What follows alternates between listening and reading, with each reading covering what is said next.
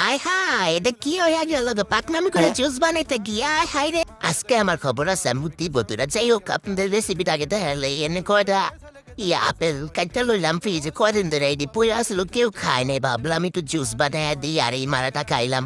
Apple দেওয়ার পর একটা মালটা কাইটা দিলাম, দেওয়ার পরে কয়েকটা আঙ্গুরও দিয়ে দিলাম। এই জুসটা যদি আপনারা খান তাহলে আপনার মন প্রাণ সব জুড়াইয়া যাইব। তারপর এরকম একটা ছোট ট্যাঙের প্যাকেট নিয়ে এর মধ্যে ডাইলা দিবেন। এরকম ছোট প্যাকেট এক পিস দিলেই হইব। তারপর একটু পিঙ্ক সল্ট দিয়ে দিলাম গাইস, আমি আবার একটু বড় লোকতে পিঙ্ক সল্ট খাই। এরপর দিয়ে দিবেন 1.5 চামচ চিনি, কারণ আমরা বাঙালি মানুষ ভাই, আমগো চিনি ছাড়া চলেই না। চিনি ছাড়া আমরা কোনো কিছুতেই খুশি হইতে পারি না, সব কিছুতে আমগো মিষ্টি লাগবে। এরপর পানি দিয়ে দিবেন পরিমাণ মতো। আমি এখানে পানি মাইপা দেই নাই, তাই বলতে পারতাছি না, ঠিক আছে?